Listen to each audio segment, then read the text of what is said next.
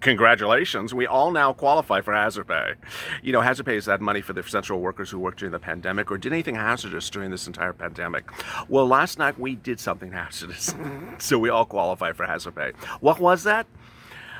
Listening to Nancy Pelosi talk to Wolf Blitzer.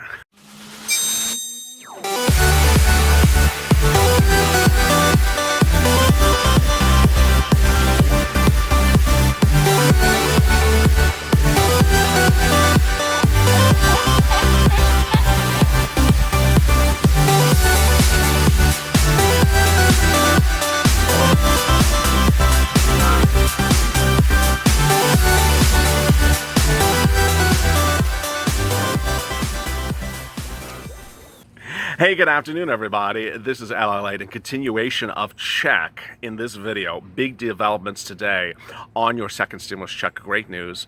And your second stimulus package. And more information about hazard pay for frontline workers and the focus to get you that money in the pandemic, despite what Congress is doing. So thank you for tuning in. Go to the French channel, subscribe. We're approaching 300,000 subscribers. Let's get it going.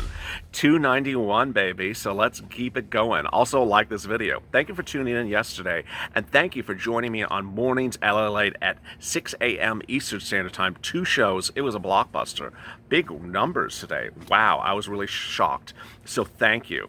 In this video, I will be going over the renewed focus on that $10,000 hazard pay. Could it still come to you? Second, I will be going over why it's important to understand that there's other types of hazard pay that's available to you, even in the Mnuchin plan. Oh yeah. I'll go over why it's important to understand what is hazard pay, because there's going to be a lot of confusion over it in the next couple days. Third, I'll be going over the protests and why protests may be ultimately the way to get your hazard pay. And finally, fourth, I'll go over what's coming this fall and this winter, and why the inability to deliver hazard pay yet may ultimately implode for everyone. Boy, it's one of those days. All right, let's get to the breaking news. The breaking news is that you were supposed to get $10,000 under the second stimulus package for hazard pay. $13 an hour had you worked during the pandemic, all the way from then up to the present. But the Temple Doom removed it. The Republicans didn't add it. The problem solvers went to meet with the Temple Doom. She didn't answer the door, so no one put hazard pay anywhere. So is there renewed hope still for hazard pay? Yes. Let me explain to you why. Under Steve Mnuchin's bill, there's great items. And one of the great items is a CDC grant for frontline workers. Now, it's not $10,000, but it is a grant. It's not a loan, it's a grant. And it is for people who are frontline. So this is incredible money that will come to you. Details of the grant, how big it is, how you apply, are totally different than hazard pay. Hazard pay had that horrible provision that the employer applies for you. This one you would apply yourself. So this is great news. Money for you is ultimately money for you, and confirmed money, which you actually get it, as opposed to an employer saying, maybe I'll get to it when I finish, doing my toenails. This is, that's just not appealing. Nor is the toenail reference. Now, the other part of the bill that's really great news is EIDL grants. Back, baby. Back. EIDL grants. Anything that's a grant that I can get you money if you worked in some capacity during the pandemic is great. I know a lot of my workers that worked as a frontline worker for hazard pay that sent me messages, sent me DMs, sent me emails, and said, hey, how do I do this? And do I qualify? The vast majority of you were individuals who worked as solo practitioners, independent contractors. And you always wondered, well, how do I get it? Great news is that all the things I just detailed to you under the Mnuchin plan apply to you. So this is really good. Another reason why the Steve Mnuchin plan is so great. When we talk about hazard pay, it's important to go over now why hazard pay gets a strange confusion over its name. Let me go over that right now. Hazard pay, the word hazard pay, appeared in the Democratic plan with those words, and hazard pay fund and hazard things like that. But what's confusing to some of the viewers is that there is a lot of stuff out there that is hazard pay but doesn't have the name hazard pay. Let me explain to you why. It seems so obvious, but I have to explain it. So, it's sort of like, sort of obvious, like a cow should not be getting stimulus before us, but, some things need explaining. Hazard pay is generally not called hazard pay by the employer because it's suggesting that the workplace is hazardous. Do you think someone hiring you wants to say, "Hi, my place is hazardous. Here's some pay for a hazardous work environment"? No, no, no, no. They don't use that word. So the Democrats, for some strange reason, chose a name that just presumes that your workplace is hazardous, and no employer wants to say, "I'm a hazardous workplace. Congratulations for working here." Rather, they use different words. And so what's important for you to understand is bonus pay, employee retention pay, pandemic pay, enhanced pay, and similar words like that are hazard pay. They just don't want to use the word. Whether it's Amazon or Walmart or Target or any Home Depot or Lowe's or anyone that's doing programs on a business to employee level, they never call it hazard pay. They call it bonus pay or something like that. Now, under the Mnuchin plan, similarly, if you're looking at the Mnuchin plan, which is incredibly great, this is great news, you don't see the word hazard pay. That's two words. Hello. This Larry Kudlow math. Hazard pay, that word, hazard pay, Larry Kudlow. Yeah, it's just one word. No, it's two words. You don't see hazard pay under Steve Mnuchin's plan. The reason why is because Steve Mnuchin, rightfully so, doesn't call it hazard pay. He calls it something other than that. So you have things in there that gives you money, and that's why his bill's good. Next, there's other types of hazard pay which causes a lot of confusion for some of the viewers of this channel. There's federal hazard pay, which is what we talked about seconds ago in Steve Mnuchin's bill. Then there's state hazard pay. State programs have been initiated to pay you hazard pay under the first stimulus package. $1.5 trillion was dedicated to states, for state and local, to pay you things, and among the things they're supposed to pay you sometimes is hazard pay. Third, businesses also do employee-to-employee hazard pay, and that's the example of Lowe's that announced just days ago that they're paying everyone who's working in the month of October in any capacity a bonus. Now, what you need to understand with hazard pay when it's a business-to-employee situation is that you should be getting it. You need to have this conversation with your employer. But ultimately, what has been the case during this pandemic is that the businesses that are paying hazard pay are the ones that are making a lot of money. The Walmarts, the Lowe's, the Home Depot.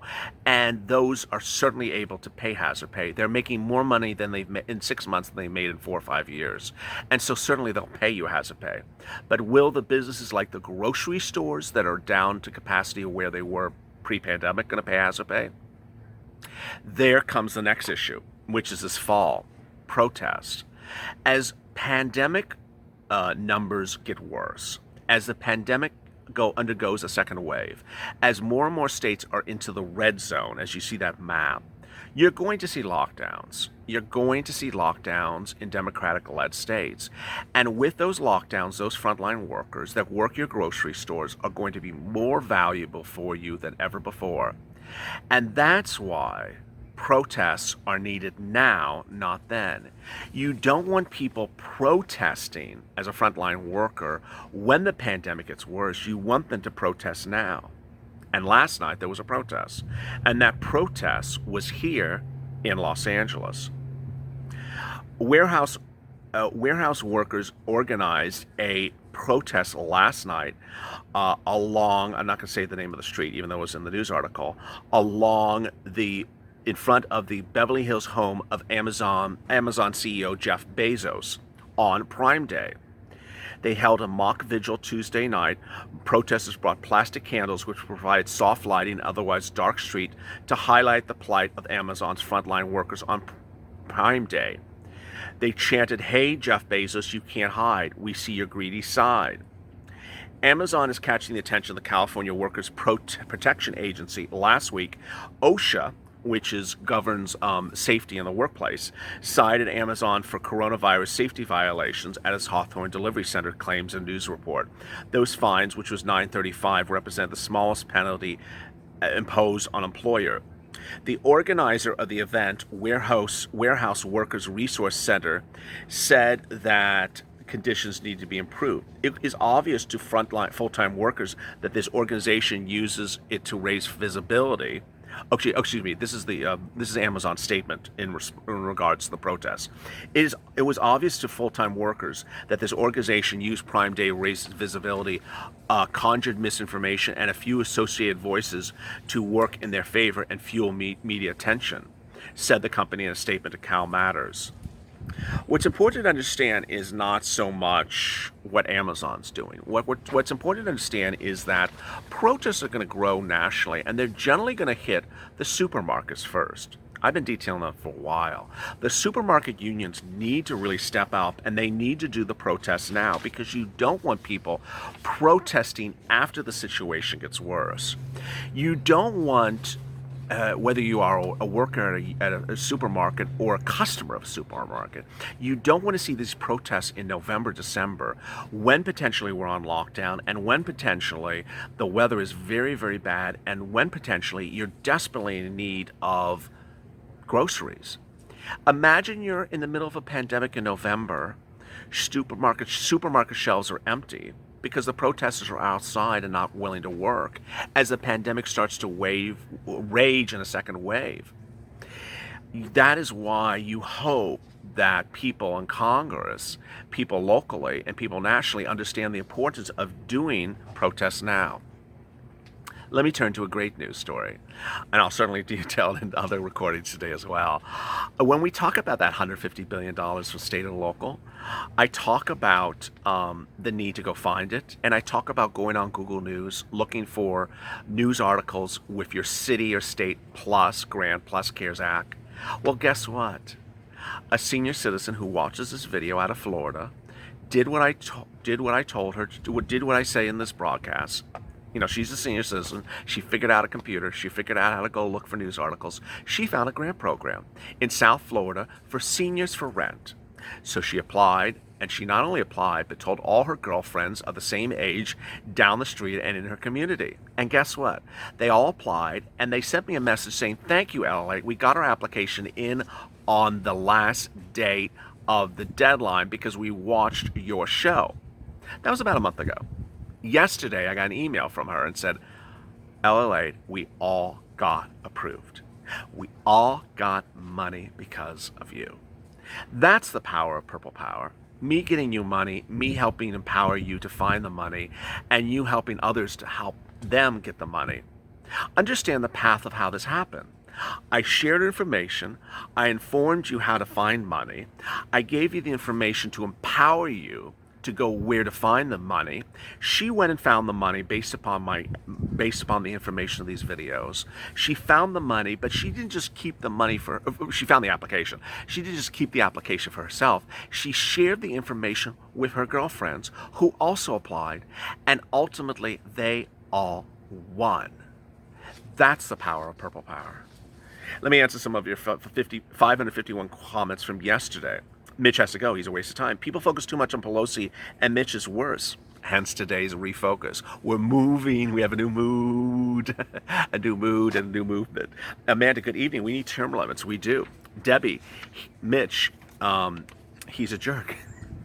Well, tell me what you really think. Aaron, we need a new law that disallows politicians from using taxpayers' money as leverage against them. Patricia, 1.8 is a great deal. Why would Mitch mess with that? Gene, Mitch is pulling Nancy. Dirna, oh my hell, if it's not Nancy, it's Mitch. Michelle, these are comments 20 hours ago from when Mitch announced that new horrible bill that's coming next week, which we're not going to focus on. Michelle, Mitch and Nancy, both bipolar. Shantae, the wealth in need do not need relief. River of Life, if there's no stimulus for America, there should be no stimulus for corporations either. Well said. Deborah, it's just starting to look like communism. Charlene, they're all just lost their minds. Vote them all out. Mike, these clowns aren't doing anything time to get rid of these clowns. Albert Perucci, these two people are killing the American people. Sherry Zamanek, oh, stop it, Mitch. Chavione, it's a political game with us playing to play with them. It's a political games with us that they're playing with us to get people in and out. Todd W, it's like living the 1993 movie Groundhog Day. Victor De Silva, Trump is taking too long. Mike Schwittit. Mitch needs to go home and stay home. Tapruna. I guess they really don't understand what election season is.